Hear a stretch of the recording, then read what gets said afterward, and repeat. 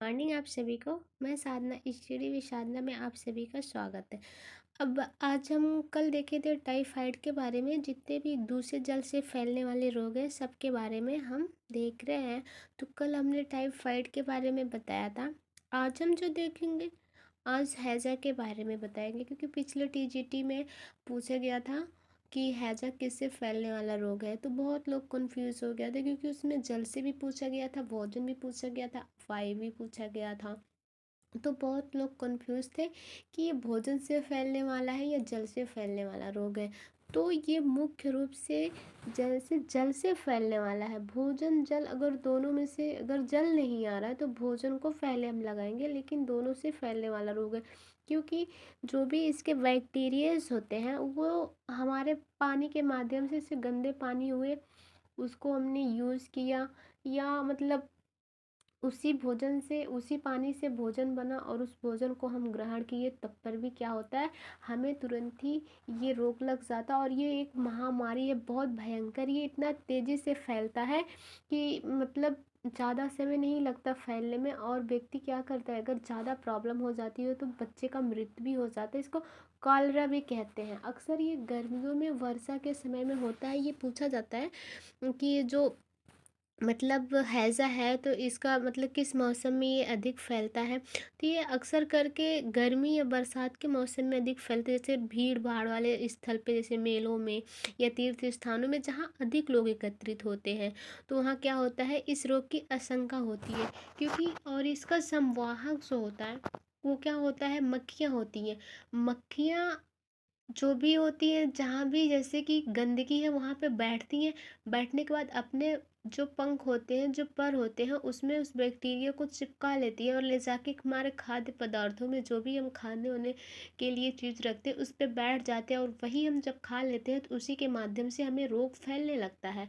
तो अक्सर कहा जाता है कि आप जितना ही सफाई करेंगे उतना ही अच्छे से आप रोगग्रस्त से मुक्त रहेंगे। क्योंकि ज़्यादा करके बाहरी और चीज़ नहीं खाना चाहिए। जब बाहरी और चीज़ खाते हैं, जैसे दुकान अगर देखिए, जो ठेले वेले पे लगाए रहते हैं रोड के किनारे, तो उसमें बहुत सारी मक्खियाँ बैठी रहती है, कहाँ से आई कहाँ से नहीं।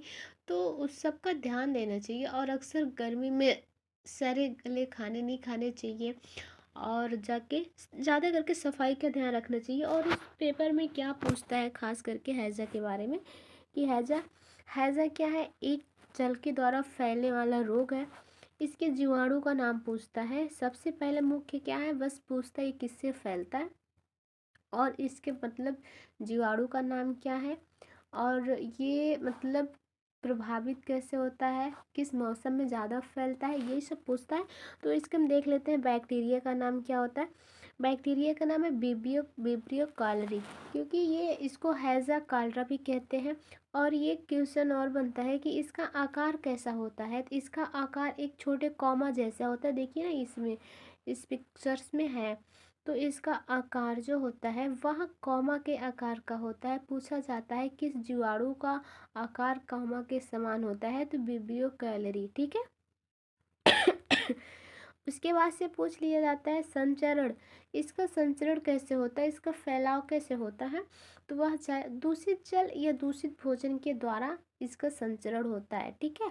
उसके बाद पूछता है कि इसका वाहक कौन सा होता है, इसको फैलाने में मदद कौन सा, मतलब क्या करता है जिस ज़्यादा तेज़ी से ये फैल जाता है, भयंकर तेज़ी से। तो ये क्या होता है, वाहक मक्खियों के द्वारा ये ज़्यादा फैलता है, ठीक है। इसके जो होते हैं कुछ घंटों में ही ये विकराल रूप धारण कर लेता है। और कभी कभी रोग के लक्षण प्रकट होने में 2-3 दिन तक समय लग जाता है। लेकिन अगर ज़्यादा तीव्र हुआ तो व्यक्ति की क्या होती है, मृत्यु भी हो सकती है, ठीक है। तो यह एक भयंकर महामारी है।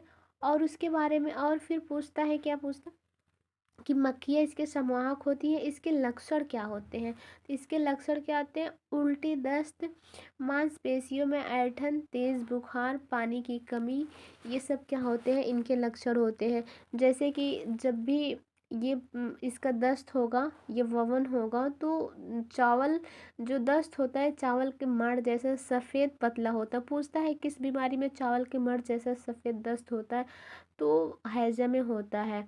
ठीक है। इसके बाद से इसमें जब अगर दस्त होता है और वमन होता है तो इसके परिणाम स्वरूप व्यक्ति क्या हो जाता है, दुर्बल हो जाता है। उसके शरीर में ऐंठन होने लगती है, चेहरे का रौनक समाप्त होने लगता है, आंखों के नीचे काले धब्बे पड़ने लगते हैं। अतिरिक्त रोगी को नाड़ी गति मंद जैसे जो भी हमारी नाड़ी गति होती है ना मंद होने लगती है। ऐसा उसके शरीर में किस लिए होता है कि जल की कमी के कारण से होता है। जब वो व्यक्ति वोमिट करने लगता है तो जितना भी जल होता है सब निकल जाता है। तो उसके शरीर में क्या होता है, जल की कमी होने के कारण यदि अगर उसको उचित समय पर उसका इलाज ना कराया जाए, औषधि ना दी जाए, कोई दवा ना दिया जाए तो व्यक्ति की मृत्यु भी हो सकती है। ठीक है। अब उसके बाद से पूछ लिया जाता कि इसमें जो है उपचार क्या करेंगे। तो जो अगर घर का जैसे जिसको दस्त हो रहा है या वोमिट हो रही है तो उसको प्याज का अर्क देना चाहिए, अमृत धारा, फलों का रस, क्योंकि व्यक्ति इसमें बहुत दुबला हो जाता है। ठीक है। तो इसमें उसको प्रोटीन युक्त आहार देने चाहिए। प्लस क्या होता है, उसको उबला हुआ पानी हमेशा देना चाहिए। सुपाच्य सरल मतलब भोजन देना चाहिए जो व्यक्ति क्या करे, खाए और खाने के बजाय वो पाचन कर सके। ठीक है। और उसमें क्या करना चाहिए, हैजे में जैसे कि तालाब और नदी के जो कुएं के पानी होते हैं उन्हें उबाल कर छान कर, मक्खियों का संक्रमण रोगों के वाहक द्वारा ही फैलता है तो उससे बचाव करना चाहिए। ठीक है। रोगी के जितने भी मल मूत्र हो या वमन हो, थूक हो, आदि हो, ये सब क्या करना चाहिए, इसको जमीन में गाड़ देना चाहिए। ठीक है। उसके बाद से क्या करना चाहिए, हैजे के प्रसार दिनों में बाजार से कटे फटे या मतलब कोई बाजार के सामान को नहीं खाना चाहिए। ठीक है। तो ये हमारे हैजे के बारे में था। तो आप अभी देखेंगे कि ये इतना हमने इसका लक्षण पढ़ा दिए, संचरण पढ़ा दिए, वाहक पढ़ा दिए, जीवाणु का नाम पढ़ा दिए। अब देख लेते हैं इमेज में, जैसे कि देखिए ना, देख रहे हैं इसके जीवाणु कैसे होते हैं, कौमों के आकार के होते हैं और दूषित जल के माध्यम से फैलते हैं। उसके बाद से देखिए इसमें और क्या क्या होता है, इसमें ब्लड प्रेशर जो होता है कम हो जाता है और हृदय की गति क्या होती है, बढ़ने लगती है, बार बार जी घबराता है और ये तो उल्टी और दस्त ये तो नॉर्मली है। ठीक है। तो ये आज के हमारे इतने क्वेश्चंस रहे। और कैसे लगा आपको ये रोग के बारे में जान के ज़रूर बताइएगा, क्योंकि अगले नेक्स्ट में हम नेक्स्ट रोग पढ़ाऊँगी, क्योंकि यहाँ से क्वेश्चन बनते हैं तो मुझे लगा कि नहीं, मतलब रोग तो पढ़ाना चाहिए। ठीक है। तो अब हम यहीं पे वीडियो समाप्त कर रहे हैं। बहुत बहुत थैंक यू आप